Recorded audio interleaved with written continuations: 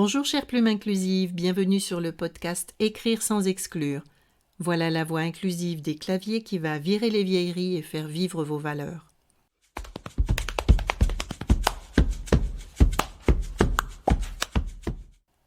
Je m'appelle Isabelle Meurville, je suis traductrice et autrice de la formation Écrire sans exclure.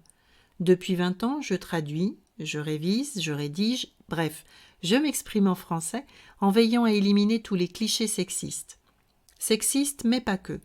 Dans ce podcast, je m'adresse au métier de l'écrit et je vous parle de la langue comme outil d'inclusion, un outil gratuit, puissant et à disposition.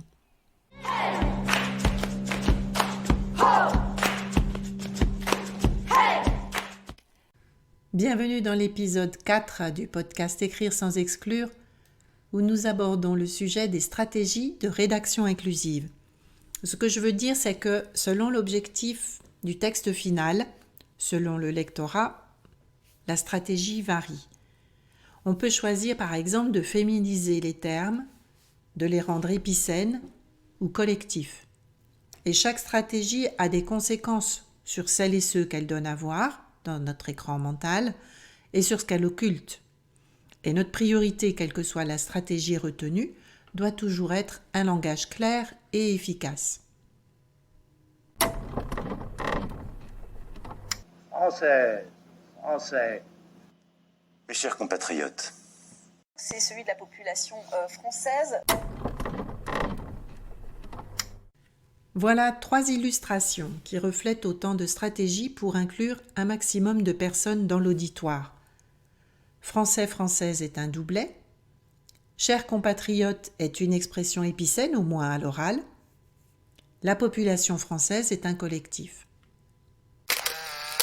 Si on écarte l'effet d'adresse des 2 premiers exemples, il nous reste 3 stratégies bien caractérisées.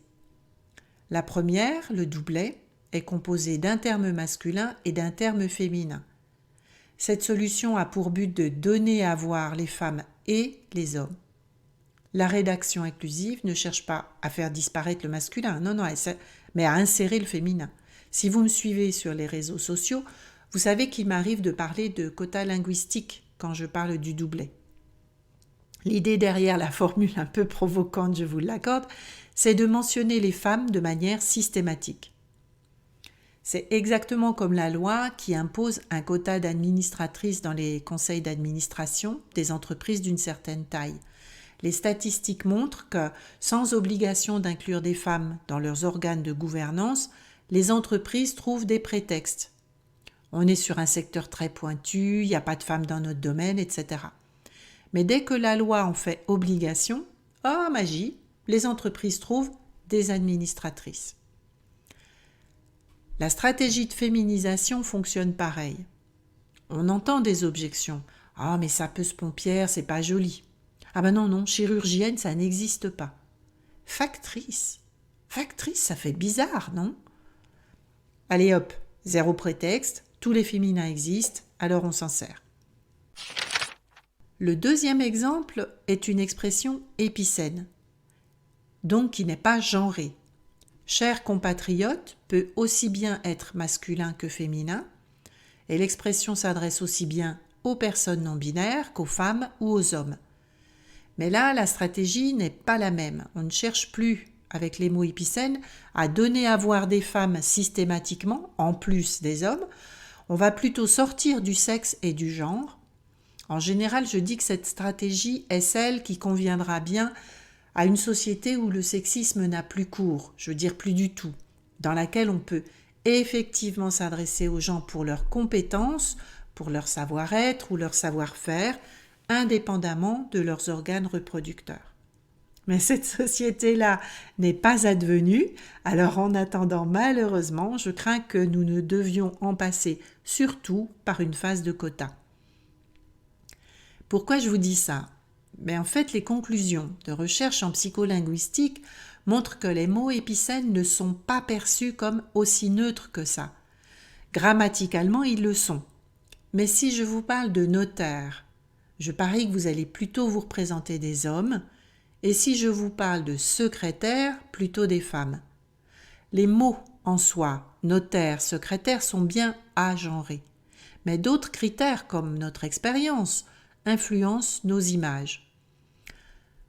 En tant que métier de l'écrit, notre mission c'est de faire au mieux.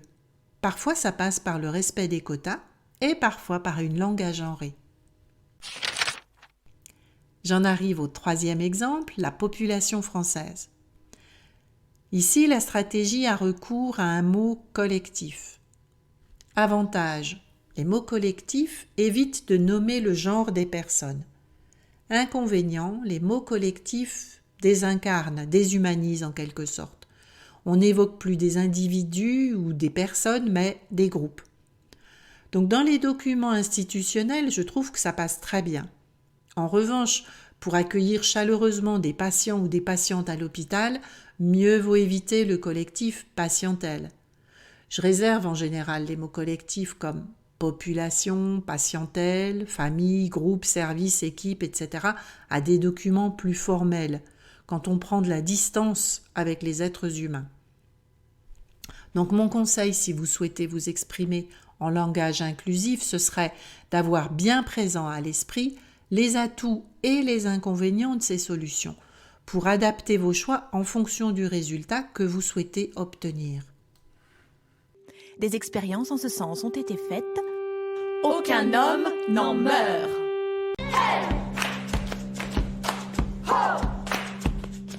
Ayez toujours de quoi noter à portée de main parce que je vous donne des exemples, des références et puis je l'espère aussi pas mal d'idées pour votre pratique de la rédaction inclusive.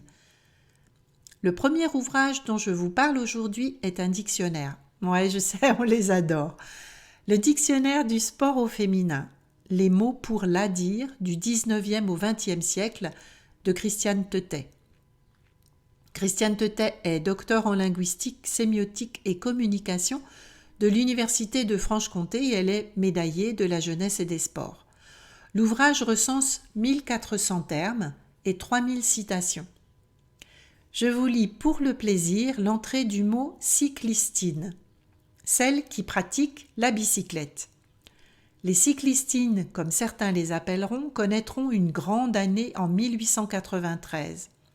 Je cite : ouvrez les guillemets, « Je trouve pareille exhibition non seulement grotesque mais cruelle, car je n'aime pas avoir une femme faire des efforts et peiner. La rougeur lui monte au visage et la sueur au front. » Fermez les guillemets. Ainsi écrivait un journaliste en 1885 à propos d'une cyclistine de l'époque. Alors je sors de l'entrée du dictionnaire et je me dis « Oh, pauvre homme qui ne connaît pas le quotidien des femmes et qui ne les voit jamais transpirer ». Mais c'est beaucoup moins drôle quand on retrouve le même genre de propos 100 ans plus tard dans la bouche de Marc Madiot s'adressant à Jeannie Longo. Ouvrez les guillemets. « Dans l'effort, vous êtes moche. Moi, j'aime trop les femmes pour les voir souffrir sur un vélo. » Fermez les guillemets. Et là, mieux vaut que je ne commente pas cette sortie-là. Ce dictionnaire du sport au féminin est édité par le CROSS, Comité régional olympique. Je pioche le deuxième ouvrage parmi les nombreux travaux de la linguiste Marina Jagello. J'ai une petite préférence pour « Les mots ont un sexe ». Si ce petit livre qui existe en format poche ressemble à un dictionnaire par sa succession d'entrées, ne vous laissez pas abuser. Chaque entrée est rédigée et l'ensemble se lit avec beaucoup de plaisir. Et je case un autre exemple parce que mon voisin m'a bien énervé cette semaine sur le sujet. Le mot « mairesse » existe depuis le XIIIe siècle. Voilà, ça c'est fait, check. Troisième conseil de lecture, c'est une pépite pour les papilles et le livre s'appelle « Sur les bouts de la langue, traduire en féministe » de Noémie Grunenwald. Il est paru aux éditions de la Contralée. L'autrice y parle avec une grande humilité de sa découverte de la traduction féministe et de ses références et mentors. C'est le genre de bouquin qu'on ne lâche pas avant la dernière page. Mon chapitre biblio est un petit peu long aujourd'hui, mais vous retrouverez toutes les références sur la page de notes du podcast.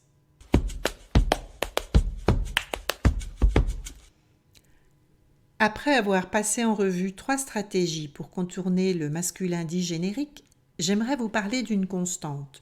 Une constante qui doit toujours nous guider en traduction, comme en création de contenu, et je veux parler de la clarté du message.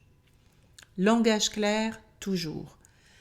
Les textes sources que nous traduisons et beaucoup trop de courriers, messages, informations sont à mon sens pléonastiques. Pour ma part, après 20 ans de pratique de français inclusif, je me rends compte que la solution à laquelle j'ai le plus fréquemment recours, c'est l'ellipse, l'omission, la touche supre de mon clavier. En fait, la redondance d'informations est telle que je supprime très souvent le mot masculin que j'étais censé féminiser.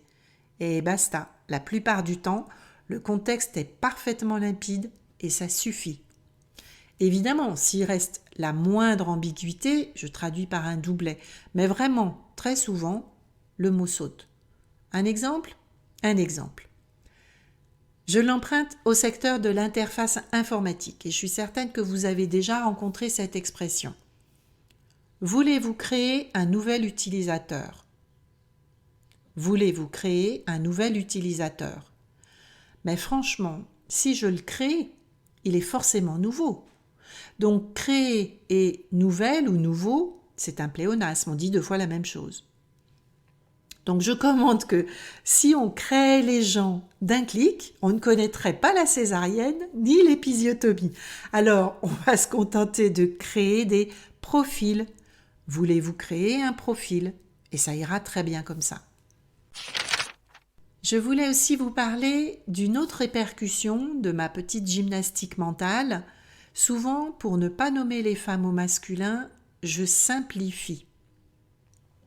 Au-delà des redondances comme celles qu'on vient d'entendre, les phrases sont souvent tarabiscotées. Et quand je traduis pour ma clientèle, il arrive que les yeux me piquent devant des successions de relatives imbriquées les unes dans les autres dont on perd le fil. Pour assaisonner le tout, elles sont généralement assorties d'un complément en début de phrase qui est repris à la fin de la phrase. Je prends un exemple. Par acquis de conscience, le percepteur qui a le pouvoir de décision dans le dossier et qui ne serait pas convaincu de son bien-fondé va relancer les citoyens qui ont du retard pour avoir la certitude de bien faire. Je reprends mon souffle. Alors vous appelez ça comme vous voulez, l'âge, l'expérience, peu importe. Disons qu'aujourd'hui, moi j'ai perdu patience et je ne supporte plus ces phrases-là.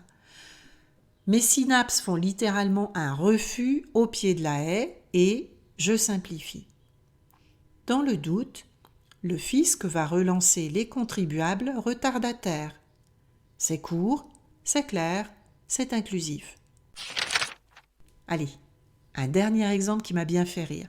Il s'agit d'un point dans une liste, donc en fait c'est un verbe à l'infinitif. Répondre aux besoins en équipement public des citoyens relatifs à la compétence communautaire de traitement des déchets. Alors asseyez-vous, parce qu'il s'agit juste de transférer la déchetterie. 3 mots. Transférer la déchetterie, c'est tout. Clair, inclusif. Moi, je nettoie n'importe quoi. Je suis la tornade blanche, je me retrousse les manches et de tout du seul plafond. Je fais le ménage à fond.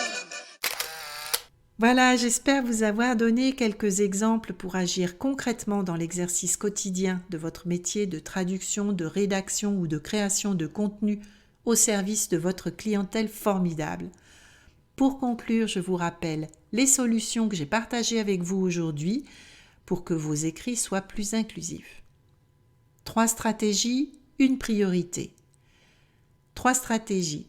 Le quota linguistique des doublets, la société parfaite des épicènes et le formalisme des termes collectifs. Une priorité, la clarté du langage.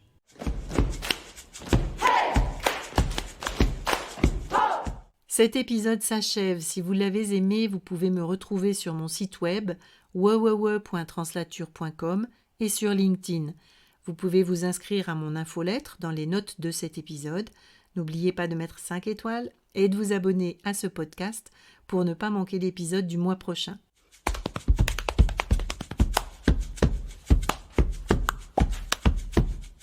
Écrire sans exclure, le podcast qui parle aux plumes de pâte et de style, d'épicènes et d'hyponymes. Pas de pitié pour les clichés. À vos copies, à vos papiers.